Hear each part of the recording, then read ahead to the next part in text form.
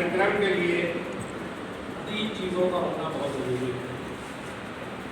एक ये कि अध्यक्षता बहुत अच्छी हो तो कार्यक्रम अच्छा हो।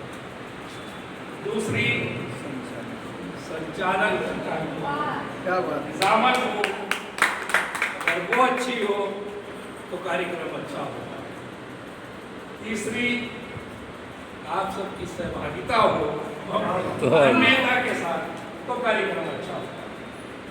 मैं इतनी देर से सुन रहा हूँ जिन शब्दों का इस्तेमाल हमारी संचालिका महोदया निजामत करने वाली, खूबसूरत निजामत करने वाली जो यहाँ पे कर रही थी, जिस तरह वो लोगों को बुला रही थी, और उसके बाद जो उन्होंने अपनी गज़ल पढ़ी, गज़ल का शब्द होता, मुझे 4 पंक्तियाँ मैं उसको समर्पित कर रहा हूँ कि नींद की तय में कई ख्वाब हुआ करते हैं।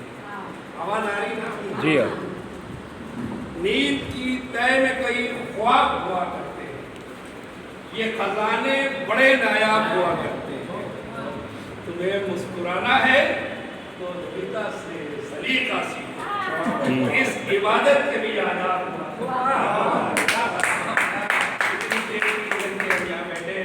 ये कैसे गुजर गए कुछ पता ही नहीं चला।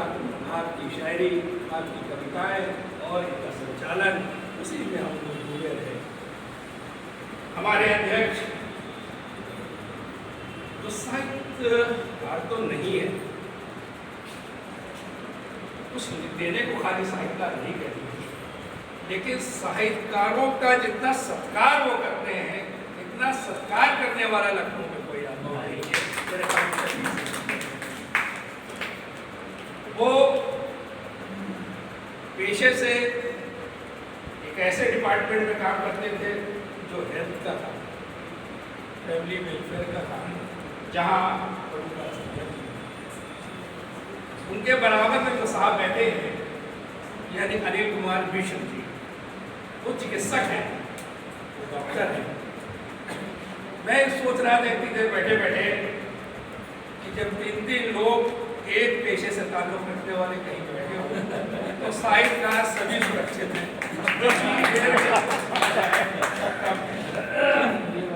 मैं अपने अध्यक्ष के लिए 4 पंक्तियाँ पेश कर रहा हूँ कि जितना उनका जीवन मैंने देखा है, उस जीवन को देखते हुए मुझे 4 पंक्तियाँ याद आती है कि ये ज़रूरी नहीं कि सजदे हों, ये ज़रूरी नहीं कि सजदे हों या लबों पर किसी का नाम हो। बहुत अच्छा। ये ज़रूरी नहीं कि सजदे हों या लबों पर किसी का नाम आए, ये जिंदगी भी तो एक इबादत है, शर्त ये किसी के काम आए। पूरी जिंदगी समाज को, साहित्य को, शिक्षा को समर्पित ऐसा व्यक्तित्व आज के समारोह का अध्यक्ष है। मुझे की गहराइयों से उनका स्वागत और अभिनंदन कर रहा हूँ। यहाँ उषा सिन्हा जी को भी अभी कहा गया, वो इस नगर की, इस देश की बहुत ही बड़ी साहित्यकार है, हिंदी की सेविका है, कोई इसमें शक नहीं है। जहाँ जहाँ हिंदी समझी और बोली जाती है, वहाँ वहाँ सम्मान के साथ प्रोफेसर उषा सिन्हा जी का नाम लिया जाता है। मैं ये एक शेर याद आ रहा उनके लिए कि फलक से चांद, चमन से गुलाब ले आए, फलक से चांद, चमन से गुलाब ले आए, कहाँ से कोई तुम्हारा जवाब जिस समारोह में वो होती हैं, मेरे तो पैर वैसे ही कांपते हैं कि जो शब्दावली का उपयोग करती है, शब्द शब्द बोलता है। और मैंने तो बहुत वर्षों मेरा उनका सानिध्य रहा है, बहुत सारे फंक्शनों में मैंने बहुत कुछ सीखा है। बल्कि अगर मैं ये कह दूँ कि मुझे अगर बोलने की कुछ सलाहियत थोड़ी सी आ गई है, तो उसमें बहुत बड़ा कंट्रीब्यूशन है प्रोफेसर उषा सिन्हा जी कर रहा हूँ कि कोई मंच नहीं है, अभी आप अनिल जी को सुन रहे थे। अनिल जी एक नफीस शख्सियत के मालिक है। जब कोई चिकित्सक या डॉक्टर अगर साहित्य का कदम रख दे तो साहित्य तो वैसे ही संवर जाता है। और जबकि उनका पूरा घर, वो चिकित्सक, मैडम प्रोफेसर, यानी दोनों जगह एक इंसान के स्वास्थ्य को देख रहा है और दूसरे शब्दों को। तो ऐसे परिवार से संबंध रखने वाला आदमी एक यानी अभी अब देखा जाए तो नापासद की विभूति के रूप में मैं कहता हूँ कि मेरी निगाहे खास का ये इंतखाब है, मेरी निगाहे खास का ये इंतखाब है और सानी नहीं है इनका ये लाजवाब बेहतरीन शख्स है। मैं बहुत ज़माने से देख रहा हूँ कौन का यहाँ पे जब सुनता हूँ तो बेहतरीन शब्दों को मैं बहुत आभारी हूँ, धन्यवाद करता हूँ इस संस्था के मीडिया साहित्य परिषद के अध्यक्ष हरीश चंद जी का। उन्होंने मैंने भी उनको सुना, आज मेरी इतने करीब से आज पहली बार मेरी मुलाकात है, वरना मैं उनको साहित्य के फंक्शनों में देखता था और मैं सोचता था कि ये आज उनको सुना भी मैंने।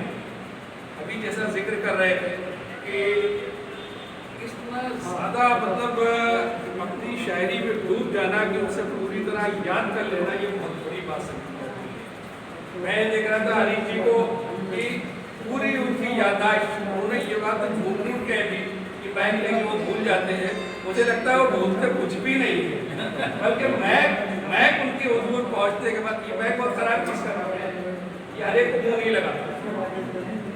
ये बैग अगर किसी को मिल जाए तो हर एक उस पर नहीं बोल सकता, लेकिन हरीश जी के हाथ में जाने के बाद मैं ही बोल जाता है कि उसकी आवाज़ का।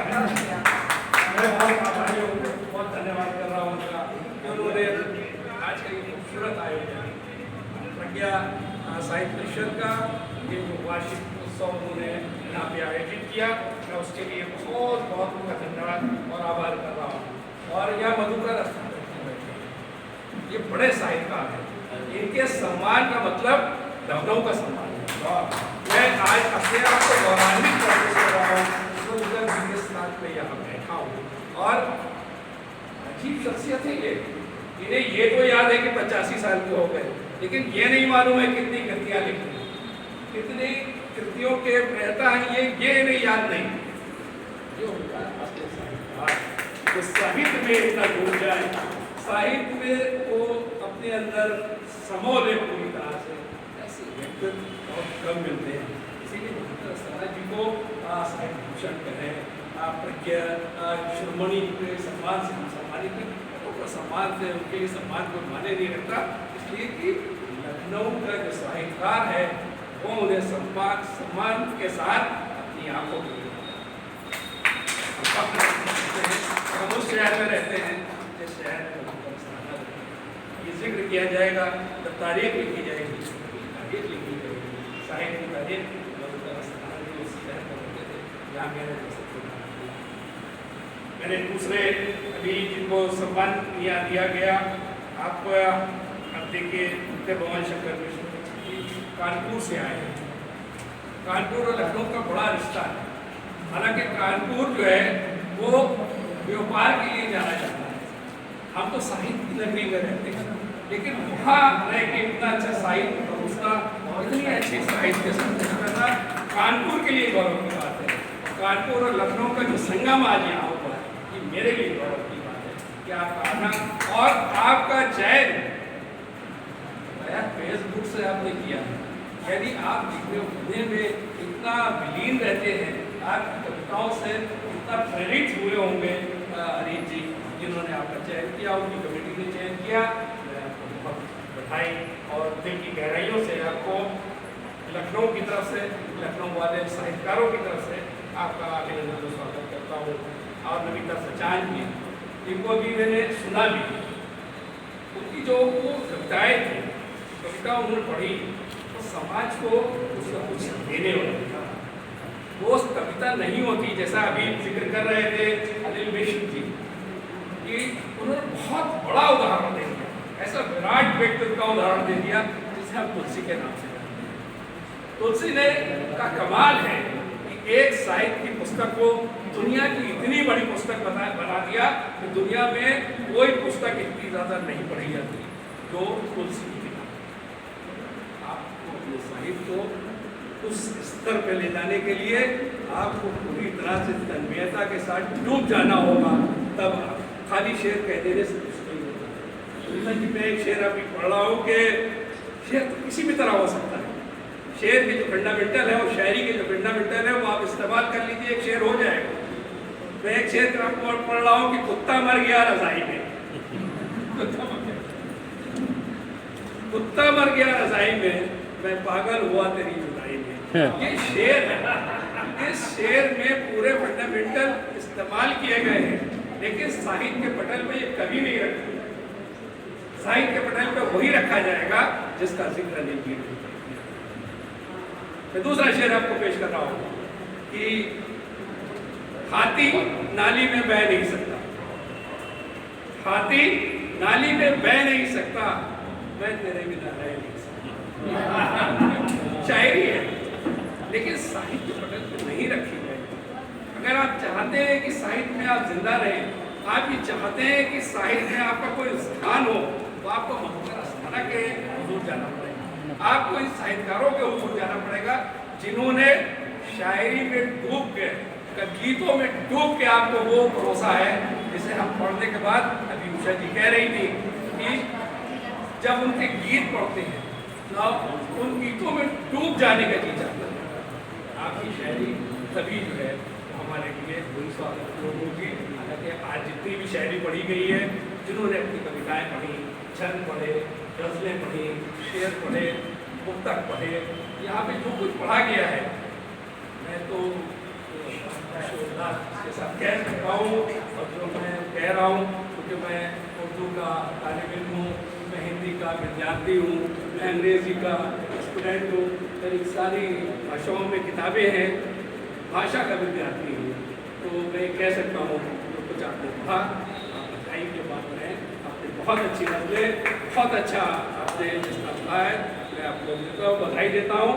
लेकिन फिर भी अगर आपको तुलसी के पास जाना है, अगर आपको मधुकर अस्थाना जी के करीब जाना है, अगर विष्णु जी के करीब जाना है, और ख़ास तौर से हमारे जो अध्यक्ष हैं हरीश चंद्र करीब जाना है आपको, या शायरी के करीब पहुँचना है, तो आपको और कोशिश करने की जरूरत है, और चिंतन करने की जरूरत है, और शायरी में डूब जाने की जरूरत है।